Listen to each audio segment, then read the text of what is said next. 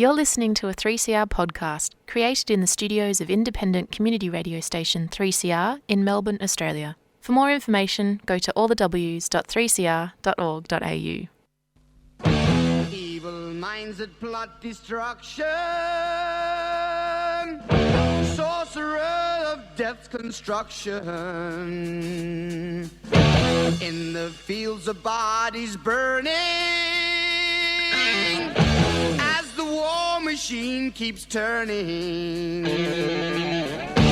death and hatred to mankind,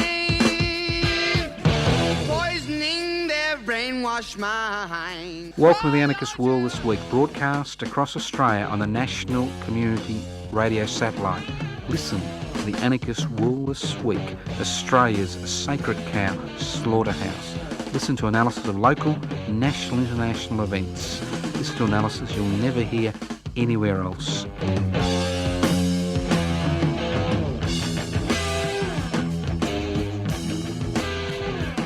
Welcome to the Anarchist World This Week, broadcast across Australia via the Community Radio Network. This program is coming to you from the studios of 3CR in Melbourne, Radical Radio.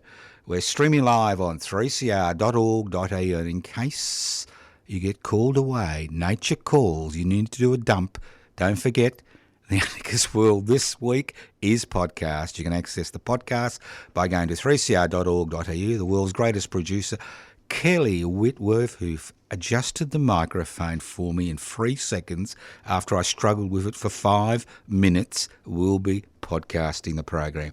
And if you're wondering what anarchy is all about, forget about it. Very simple. Anarchos without rulers. It's a political system based on removing power from rulers. So what gives rulers the ability to determine the lives of billions of people? Inequalities in power and wealth. So the anarchist struggle is the struggle to devolve power, that's share power, possibly through direct democratic means, and the struggle to hold wealth in common and use it for the common good. So, very conservative. I've always thought of anarchism as a conservative ideology, a conservative political program. It's about conserving the planet. It's about conserving the human race. It's about conserving peace. It's about ensuring and conserving that every individual has the capacity to develop themselves to their fullest potential. Nothing radical about that, although it's been painted as a radical ideology. And obviously it is radical in one term, the fact that we want to get rid of rulers, whether they're self-appointed or elected. It's inequalities in power and wealth. So if you're involved in the struggle to share power, hold wealth in common and share that, I'm afraid you have the mark of Cain tattooed on the back of your neck, an A in a circle. You are an anarchist. You know, it's interesting how conditioning occurs in a democratic society or a representative democracy. It's not democratic, representative democracy. Obviously, in a dictatorship, it's very easy to condition people. You don't do the right thing, you slap them in jail, you blow their brains out. But in a representative democracy, conditioning is much more subtle. And I've been fascinated over the past week or two to look at the build-up to Anzac Day. And over the last few years, there has been a conditioning process where we have been conditioned to think of the Chinese government as our natural enemy. And a lot of the talk yesterday at Anzac Day was interesting. It was about service. It was about sacrifice, and it was even about the supreme sacrifice. See, conditioning happens step by step. You know, we've been groomed. We are being groomed as a society to accept that war will occur. We are being groomed as a society to believe that we and our children and their children may be asked to make the supreme sacrifice as a service to the nation. A lot of people who are involved in this conditioning process don't even understand or know they are part of the problem, not part of the solution to the problem. Because conditioning in a representative democracy is a subtle affair, but it's constant. It's like being tortured with a drip on your forehead. Drip, drip, drip. So, are you being conditioned? Are you being conditioned to believe that the only way to survive as a sovereign nation state is to hitch our wagon to the US of A? Now, I know a lot of people talk about the build-up in the Chinese Defence Forces, and it's a real build-up. But when you look at the amount of money which the Chinese spend on armaments and militarisation and what the United States spend, it's guineas to gooseberries.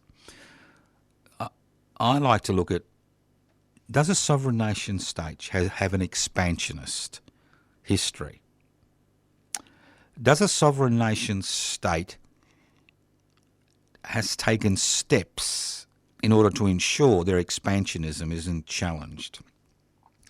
And I like to look at foreign military bases. I'm not talking about spies, but foreign military bases, real things, not virtual bases, real bases. Now, China has one military base outside its borders, and that's a recent acquisition in Djibouti in the Horn of Africa. The Russians have around 25 military bases outside their border. That's excluding what's happening in the Ukraine. Yeah? The United States has over 850 military bases outside its border to protect its interests. So, is our future guaranteed as a result of the alliance we now have with the United States? An alliance which has been going on for many years. But the difference today is the integration of our weapons systems for self-defence with the US. What that means is that as far as our defence is concerned, against a threat, that defence is dependent on us continuing to be part of the military alliance. So conditioning is a step-by-step process. Grooming is a step-by-step process. That's what's called grooming, you know. It's a step-by-step process. And my concern is that as a society and as individuals within this society, we are being groomed. We are being groomed to believe there is only one way in which we, as a sovereign nation state, can exist. And to me, this grooming has nothing to do with the defence of this country, but everything to do with the defence of the United States its expansionist policies. Now, if you think I'm talking shit, fair enough. But I do encourage you to look at the facts. I know facts are not very fashionable these days, but sometimes looking at the facts does give you a clearer picture of what's happening around you. Listen to The Anarchist World this week, broadcast across Australia via the Community Radio Network. Equality before the law. You like that? Equality before the law. Now, I'm pretty stupid, all right? And obviously, you're just as stupid for listening to this program. Well, that's what people tell you. But the fact is, I'm really fascinated by the forces that have coalesced in terms of their opposition to the voice referendum. And I was listening to a National Party bigwig representative talk about the fact that the National Party is opposing the voice referendum. They're encouraging people to vote no because it's an attack on a fundamental democratic principle, equality before the law. Now, you know and I know I'm stupid, all right? But I've actually found somebody who's actually dumber than I am, or a group that's dumber than the Anarchist Movement Institute, and that's the National Party of Australia. Now,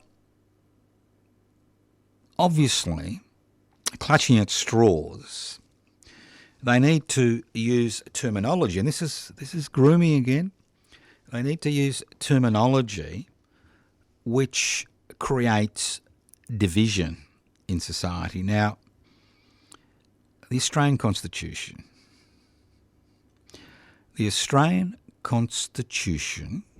right, determines the legal power that Parliament is able to exercise. The Australian Constitution does not create laws.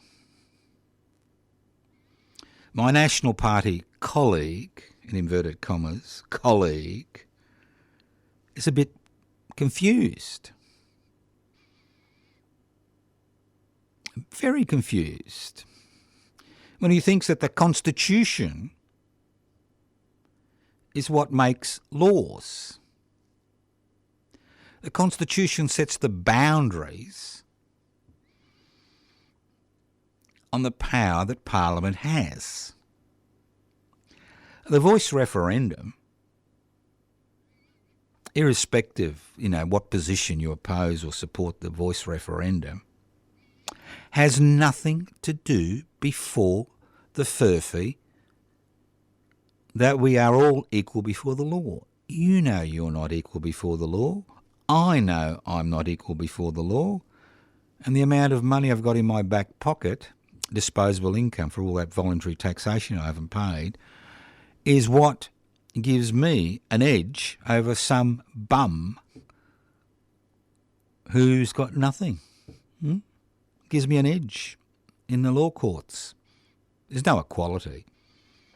So what they're trying to say, our National Party friends, is that if you support the referendum for the voice, you are putting one group of people before the rest of society. A little bit like politicians' superannuation payments, the best in Australia, apart from CEOs. So it's got nothing to do regarding equality before the law. It's about ensuring that, one, First Nations people are incorporated in the Constitution, and two, by allowing them to have a voice in the Constitution, which means that Parliament needs to listen to their representatives when they pass legislation regarding their particular issues. It's got nothing to do about the law. Parliament makes the law. Constitutions don't make laws.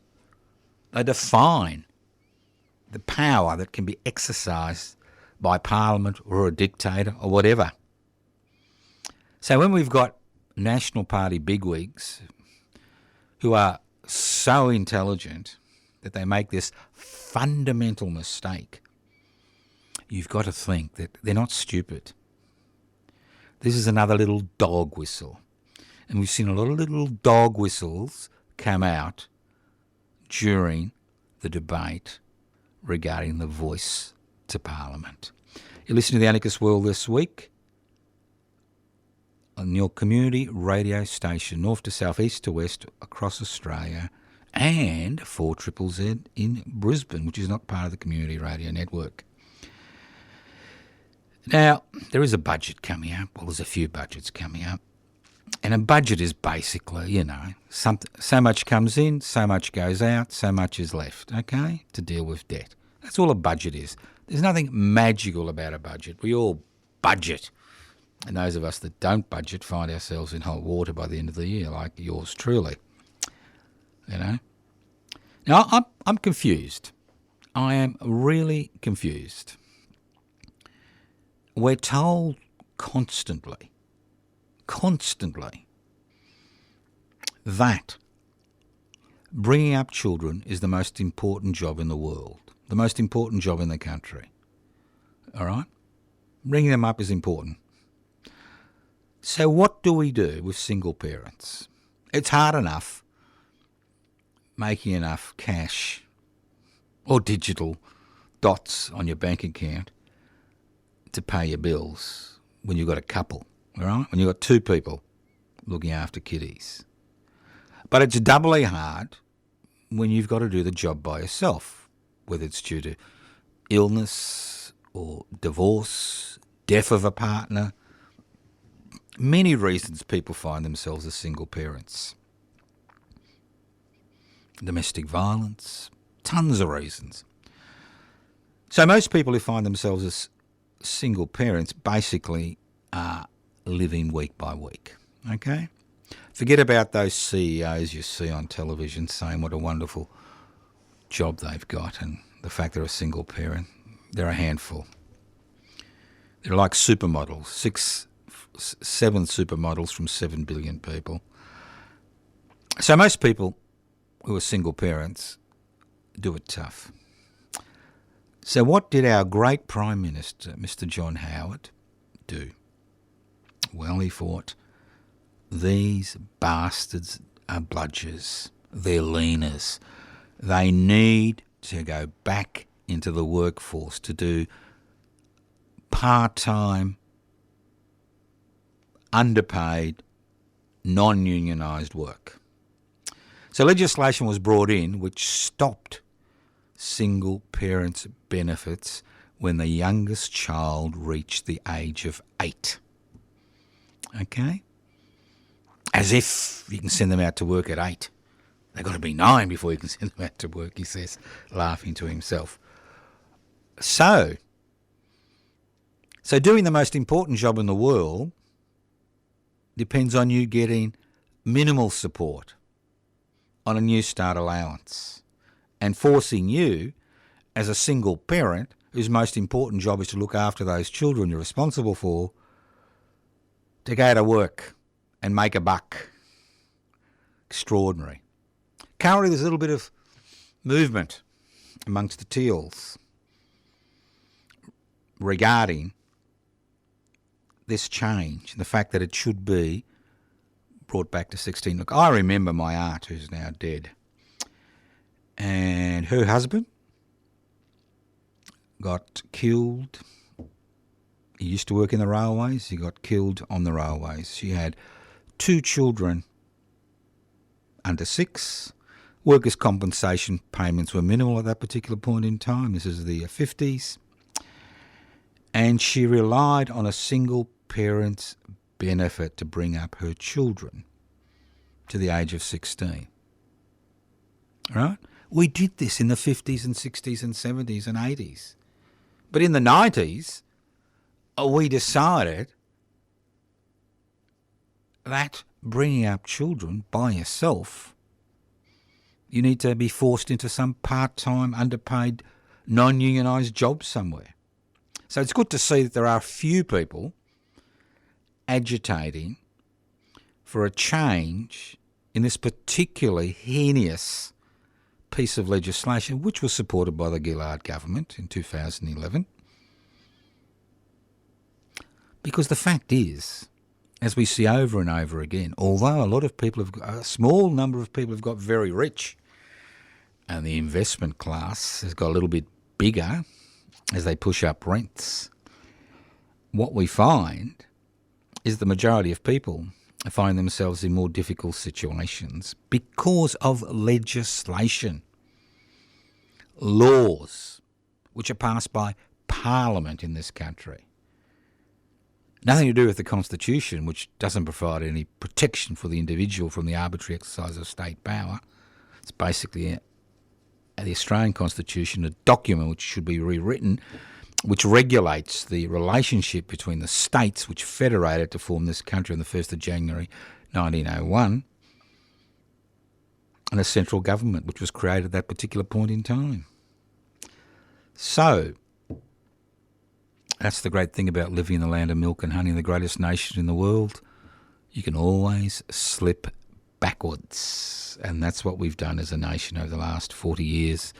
Here they come again, the fancy four words during the deregulation, privatisation, globalisation, I forgot one, corporatisation period we're living in. Now, are you any good at maths? Well, I'm sure you are. I'm sure you can get this one. Even I can get this one. 1/3 plus 1/3 plus 1/3 equals a big hole in the ground. You like that? 1/3 plus 1/3 plus 1/3 equals a big hole in the ground. Doesn't equal 1. So what am I talking about? What's this cryptic, esoteric garbage you're going on about, Joe? Well, 1/3 of Australians, mainly elderly people, own their own home outright. The lucky third. Sacrificed their lives so they got a roof over their heads. 1/3. 1/3 of Australians are paying off a mortgage. By the time they pay off the mortgage, they will have given the banks maybe 6, 7, 8, 9, 10 times more money than they actually borrowed in the first place. That's the beauty of paying off a mortgage, and with increasing interest rates it gets even more interesting. And then 1/3 of Australians rent. And most of those that rent are not in the public housing sector, because the public housing sector in this country has shrunk to almost nothing. So what happens? You've got 1/3 own their own homes, 1/3 paying off a mortgage, 1/3 rent. This is one of the few countries in the Western world, the representative democratic world, that really has no legislation which protects homeowners in terms of repayments, whether it's mortgages or rents. And then in Victoria, which I'm familiar with, we've got a government which is more intent on digging holes in the ground than actually doing something about creating shelter for its own people. Now, I've mentioned this particular case before, and if there is one action you plan to go to in 2023, this should be it. All your armchair activists, armchair, anarchists, armchair people belonging to somebody should do something about that tribe and, those tribes, those tribes that are out there, those big tribes in Australia. Somebody should do something about that. I'm going to do this and I'm going to do that. Well, this is where we need you. That's right. We need you.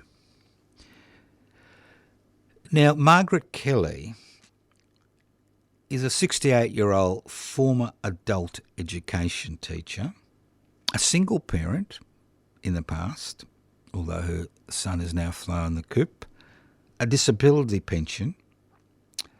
She has lived at a public housing estate in Port Melbourne called Barrack Beacon for over 2 decades. And she's been issued with an eviction order, which takes place on the 16th of May. It comes into effect. 16th of May, that's a few weeks away, right? Now, in case you didn't know, the Victorian state government has followed an aggressive privatisation agenda because it needs to pay for those holes in the ground it's digging. An aggressive privatisation agenda which has incorporated the public housing sector.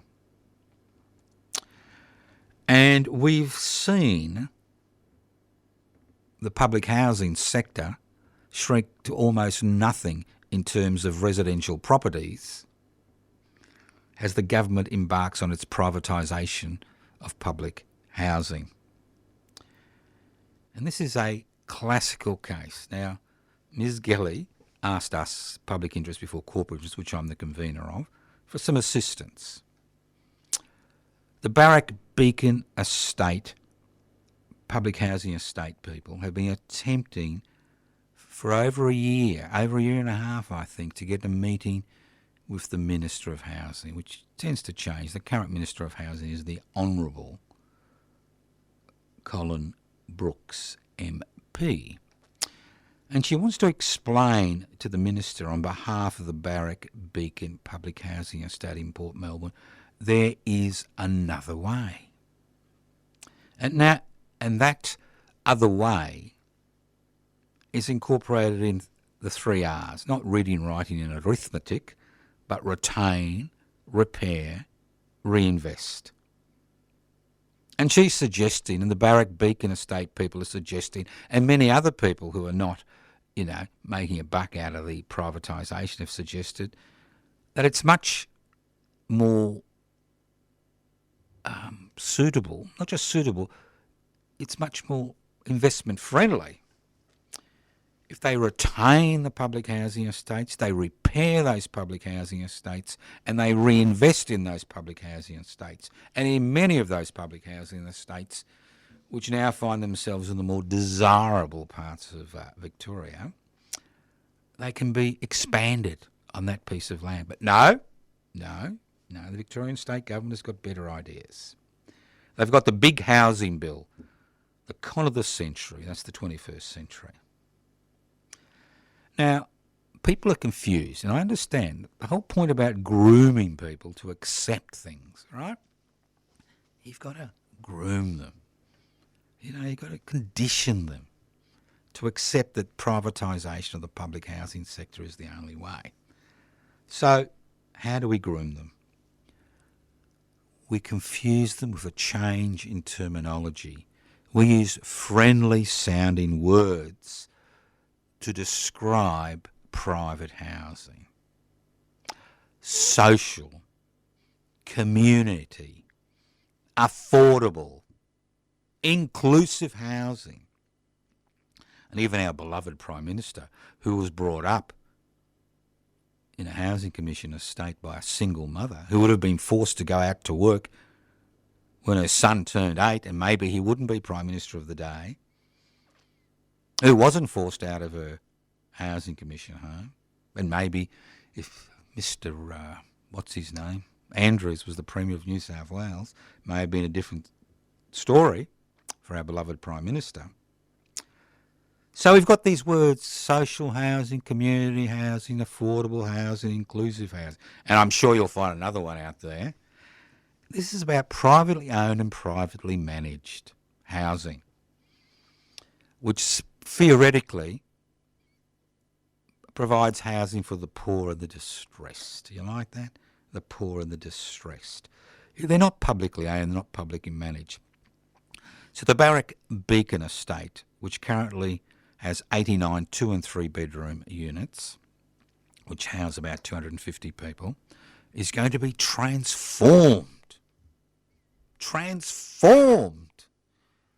into this wonderful 350 mainly 1-bedroom apartments, of which 250 will belong to the developer, 100 will be social housing.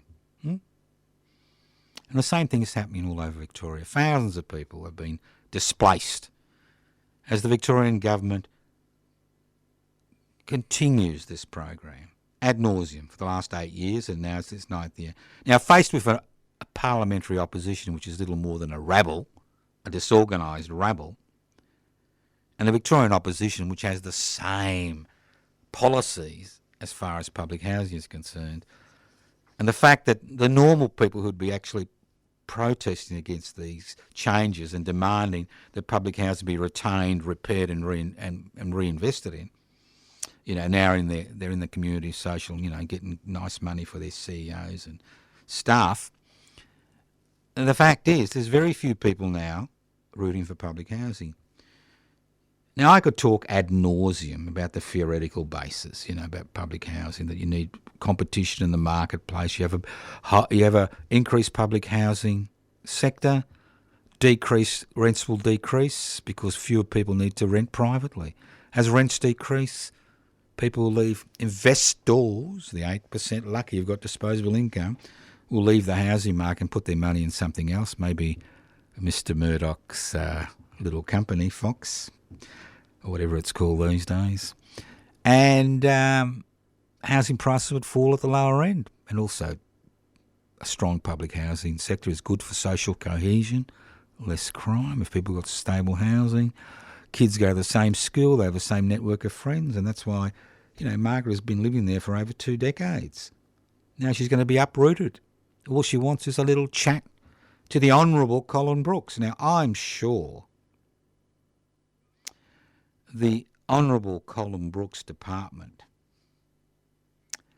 which has been protecting him from all these nasty, nasty, nasty people who have been evicted, who've got questions about their eviction, I'm sure the Honourable Colin Brooks, the Minister for Housing in Victoria, would never evict a 68-year-old disability support pensioner from accommodation she's been in for 2 decades.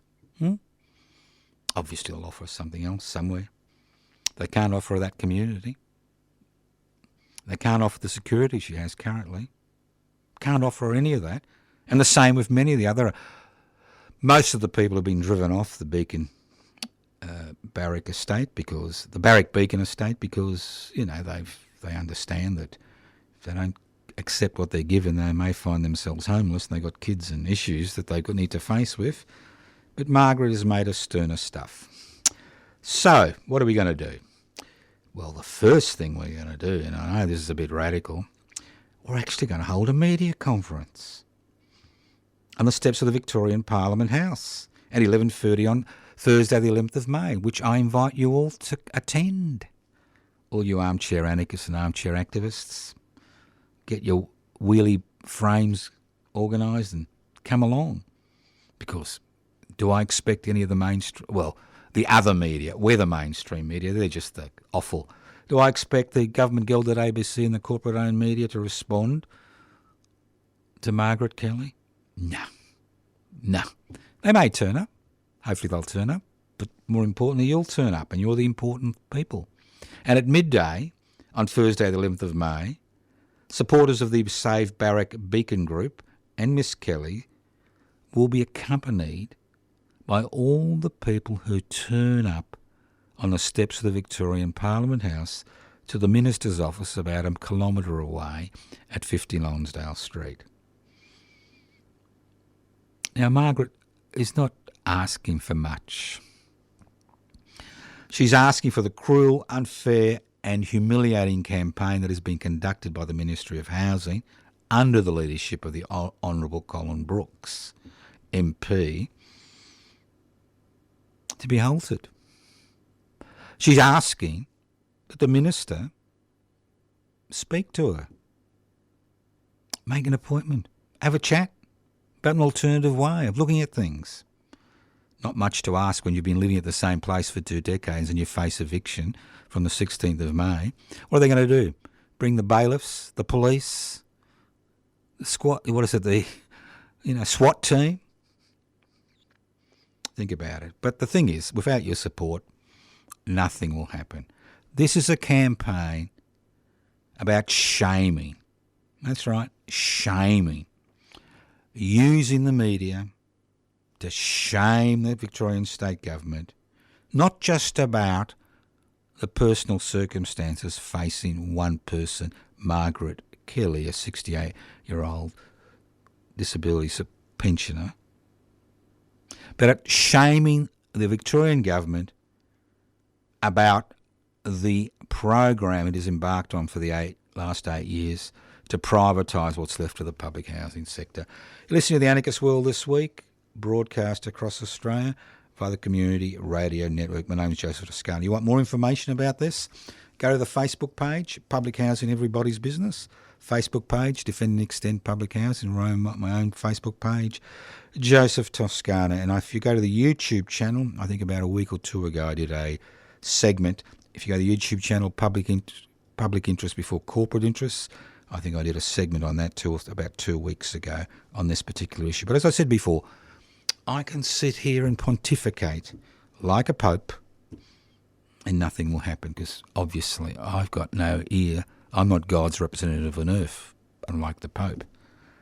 But if enough people listen to the Anarchist World this week believe that a retain, repair, reinvest philosophy as far as public housing is concerned is important, and believe that people shouldn't be dislocated from areas they've lived in for decades for short-term political gain, and believe that public land should not be privatised and that private interests shouldn't be given a monopoly on providing homes for people who find themselves in, difficult circumstances. Well, this is the day we would like to see you. Steps to the Victorian Parliament House, 11:30am, Thursday the 11th of May, etc., etc. And at midday we accompany. We're not protesting. We're having a media conference, and then we're accompanying Margaret Kelly to the Minister's office, and hopefully she'll get him through the doors so she can have a chat about an appointment.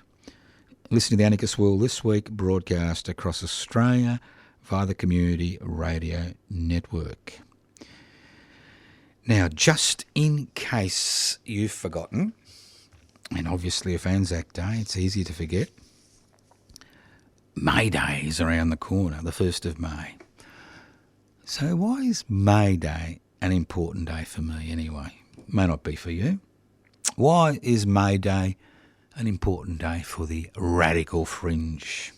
Well, a little potted history, and the key is a potted history. In 1884, at a conference of the Federated Trades and Labour Unions of the United States and Canada. Joe, what are you talking about, 1884? Well, you need to know your history to know what's going on, all right? You don't know where you come from, you start believing the shit, that this country was terra nullius, that we didn't dispossess violently the people who lived here for over 60,000 years. So if you know your history, you don't make those mistakes, all right? The conference decided to launch an extensive and intensive campaign for the 8-hour day, which would be held on the 1st of May, 1886. Okay? That's the facts. On the 1st of May, 1886, there were demonstrations all over North America. One of the biggest demonstrations was in Chicago, where over 30,000 workers marched for the 8-hour day. On the 3rd of May, 2 days after that march, picketing workers outside the McCormick Harvesting Machinery Company were shot dead. 4 were shot dead, and many others were wounded by private security guards protecting the company. The next evening, Chicago anarchists, and there was a vibrant anarchist scene in Chicago in 1886, called a rally. And only about 200 people attended the rally. The usual crew said the usual things. And as the rally was breaking up, the police baton charged the rally. As people were fleeing, a bomb exploded and a police officer was killed. The police, there were many police there on the day, started to fire indiscriminately into the crowd and at themselves. And at the end of the carnage, there were 7 dead police, 4 dead demonstrators, and hundreds of people had been injured. Now, whose fault is it? Well, 8 prominent anarchists were rounded up and charged with a conspiracy to commit murder. You like that? Although only 3, a Mr. Albert Parsons, a Mr. August Spies, and a Mr. Samuel Fielden had spoken at the rally. Now, all 8 were found guilty of conspiracy to commit murder. It was a pretty hysterical environment. Those of you who think that what's happening at Fox News is a bit of hysteria and Mr. Trump is a bit of a hysterical thing, well, it's been going on for decades, hundreds of years. And all 8, Albert Parsons, August Spies, Samuel Fielden, Michael Swab, Oscar Neebe, George Engel, Adolf Fischer and Louis Ling were found guilty. 7 were sentenced to death and 1, Oscar Neebe, to 15 years imprisonment. Now, Louis Ling committed suicide the night before the hanging. August Spies, George Engel, Adolf Fischer and Albert Parsons were hanged. And Fielden and Swab's sentences were commuted to life imprisonment. Guess what? Guess what? All men were victims of this media-induced hysteria. It was later proven all 8 men, including the 5 that had died, 4 hung and 1 suicide, had nothing to do with the bombing. And those executed and those in prisons received a full pardon. If you do go to Chicago, if you do go to the US of A and you go to Chicago, have a look for the monument to the Haymarket martyrs. Now, what's that got to do with us in Australia and May Day? Well, in Australia, on the 1st of May 1886, enterprising brothers David and William Andrade, heeding the call of the Federated Trades and Labour Unions of the United States and Canada, launched the Melbourne Anarchist Club to mark the day. That's the 1st of May.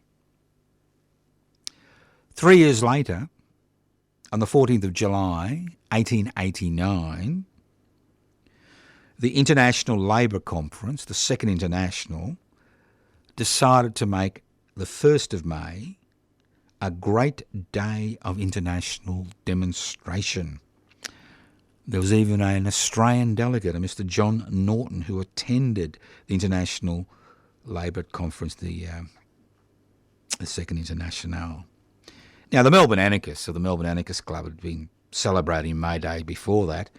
They celebrated on the 1st of May 1887, 88, with a number of public meetings and lectures.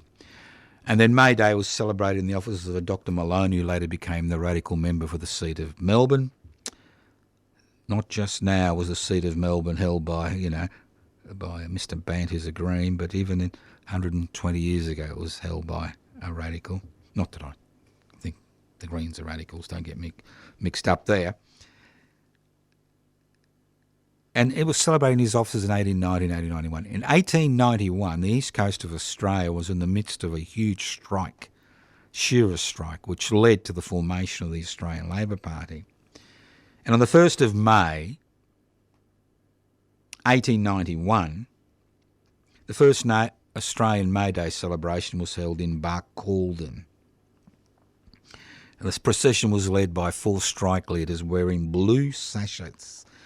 And you like this, the Oddfellows Band, which is obviously a mutual aid society, was followed by the banner of the Australian Labor Federation, and the Eureka flag was carried by some participants during the 1st of May.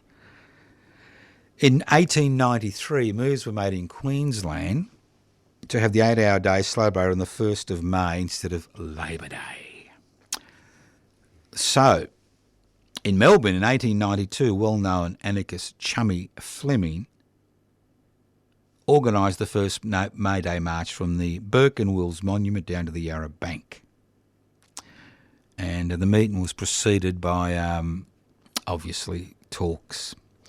Now, Chummy Fleming was intrinsically linked with May Day. He participated in every May Day until his death in 1950. And in 1951, his ashes were scattered on the Yarra Bank on May Day. Now, unfortunately, it weren't his ashes. Poor old Chummy, when he died at 83, was penniless. And he was cremated and his ashes were donated to the Melbourne Trades Hall. Melbourne Trades Hall misplaced his ashes, never been seen again. So on the day, the organisers of the May Day March realised they didn't have any ashes of Chummy Fleming, so they asked the Butchers Union to provide some ashes. They brought in a big can, which was thrown into the wind, and the ashes flew back into the noses and ears and eyes of the assembled gathering. So poor old Chummy Fleming had the last laugh. So unfortunately in Victoria, unlike the Northern Territory and Queensland, where there is a public holiday for the 1st of May, there is no public holiday. May Day in Victoria is celebrated on the first Sunday after May Day, which means this year, as May Day is on a Monday, it won't be till the 7th of May. So I encourage you to go to that at 1:30. But I'll be doing a little walking tour, which I've done now for a few years. It'll begin at 11 a.m. at Chummy Place in Carlton, Chummie. Now, Chummy Place is the only little laneway that's actually named after an anarchist in Australia, because this is where Chummy lived. Chummy Place. Obviously, people still remembered Chummy. We'll start there, and then we'll wander around the Melbourne CBD looking at some important sites. Victorian Trades Hall, or Melbourne Trades Hall, Agricultural Hall, 8-hour Monument, State Library, the list goes on and on. The walk will be about 2 hours. It'll end at Her Majesty's Theatre, which was the home of the Melbourne Anarchist Club. Well, they rented a room upstairs. And it's interesting walk. Now, I'm interested if there's anybody out there who's able to videotape the walk. If you can, that'll be great, because we're having a bit of trouble finding somebody. But if you can't, you can't. But the thing is, you're all welcome to come. There's no fee involved. It's an interesting 2 hours, if I say so myself. And we will have lunch at the Paramount Food Hall after. So that's this Monday, the 1st of May. And talking about food, if you're listening to this program on Wednesday, the 26th of April, there will be the normal lunch, which we have on the last Wednesday of the month at Food Star on the Nepean Highway on the entrance to Frankston from midday to 1 p.m. And if you're interested in learning more about the Margaret Kelly struggle, you can join us this evening at 6 p.m. on the steps of the Victorian Parliament House for the weekly public housing Everybody's Business vigil. Now, let's move on. Sudan. Now, I'm just going to go through this again because a lot of people are still confused. I'm livid. I am livid at the Australian Broadcasting Corporation, or should I say the gilded ABC. Livid. They're still talking about this dispute between armed factions in the Sudan as a dispute about the pathway to democracy in Sudan. Now, I'm going to go through this again because I think it's important. I mean, I know people don't think facts are important in a virtual age, in a digital world, but facts are fundamental. Currently, there is a dispute between the Sudanese army and the Rapid Support Forces. So what are the Rapids? Well, the Sudanese army has been there for over 100 years. Since its independence there, it's an army. Like the Australian Defence Force, it's an army, right? So what's this Rapid Support Forces? Well, al-Bashir, the dictator of Sudan for over 2.5 decades, who was overthrown about 4 years ago, in 2003 created a Praetorian Guard, which was called the Janjaweed. That's right. Devils on horseback. And I'm talking about bacon and a prune in the middle with a, piece of wood through it, toothpick through it. Devils on horseback. And they were responsible for the deaths of tens of thousands of people in southern Sudan, which is now an independent sovereign nation state, and Darfur, which is still part of Sudan. Tens of thousands of people brutally slaughtered in the most brutal ways. And there are thousands of refugees from that particular struggle now making their life in this country, Australia. Right? So that's one side. Now, Hemeti, who is the leader of the Rapid Support Forces is basically the same man who created the Janjaweed. They've had a change of name. It's a little bit for turning public housing into social housing. Change of name, as if they've been rehabilitated. In 2019, there was a slow transition since al-Bashir had been deposed, and there was powers shared by the armed forces and an appointed interim government, civilian government. But in 2019, Al-Fatah Burhan, who is the general in charge of the Sudanese army, and guess what? Hemeti, the general in charge of the Rapid Support Forces, formed an alliance, overthrew the appointed civilian interim government, and divided the spoils. Al-Fatah Burhan became president, and Hemeti, the leader of the Janjaweed, was vice president. Now, the plan was to incorporate the Rapid Support Forces into the Sudanese army. Now, if that occurred, Hemeti, who's always had pretensions that he would love to be the dictator of Sudan, decided this is not going to happen. So this is a power struggle. It's a power struggle between a paramilitary force and a military force. It has nothing to do with the struggle for democracy. The meat in the sandwich are the Sudanese people, and this is not some tin pot little country. This is the third largest country in Africa with over 60 million inhabitants. And they're the ones in the crossfire, and they've been asked to choose between the devil, Hemeti, and his forces, and the deep blue sea, the Sudanese army. So it's interesting. Well, it's not interesting. It's terrible. But again, we need to inject a few facts. Right. You're all excited about the Australian Defence Forces upgrade? I'm a little bit concerned. We're in the midst of a climate emergency. We are seeing more emergencies. We have seen the Australian Defence Forces being called in and their equipment being called in to assist Australians in times of emergencies, like evacuating them, etc. New reports came out not just about changing the infrastructure of the Australian military, and we can talk about that another day, but of actually withdrawing the Australian Defence Forces from providing assistance during civil emergencies. Can you imagine that? That we have to rely on an overstretched voluntary system, on overstretched paramedic staff, overstretched fire brigade? Extraordinary. What's going on? I've spoken before about the need to have disaster response teams all over the country. I'm talking about 50 of them. And I think this highlights, especially if government policy is to remove the Australian Defence Forces from providing any help during a non-military emergency. You've been listening to the Anarchist World this week, broadcast across Australia via the Community Radio Network. This program has been streaming live on 3cr.org.au.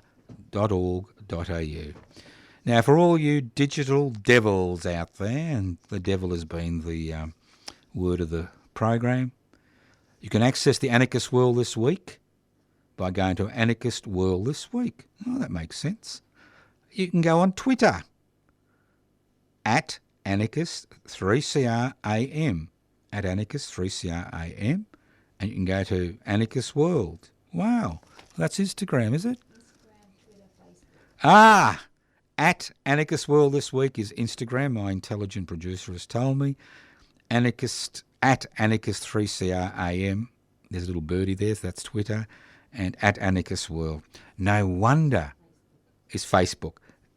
No wonder the Anarchist World this week is the foremost anarchist podcast on planet Earth. Watch out, Elon Musk. We're going to beat you to Mars. You've been listening to the Anarchist World this week. If you want information about the lunch, which will be at the Food Star, 0439 395 489, starts in an hour. See you tonight if you're coming to the vigil. Don't forget the walk through the Melbourne CBD on the 1st of May. Thank you for listening to the Anarchist World This Week on your local community radio station. Listen in next week to the Anarchist World This Week. Evil minds that plot destruction, sorcerer of death's construction. An analysis you'll never hear anywhere else. Anarchist World This Week, Australia's sacred cow slaughterhouse. 10 a.m. every Wednesday. Listen to the Anarchist World This Week for an up-to-date analysis of local, national and international events. Poisoning their brainwashed minds. Oh, Lord, yeah.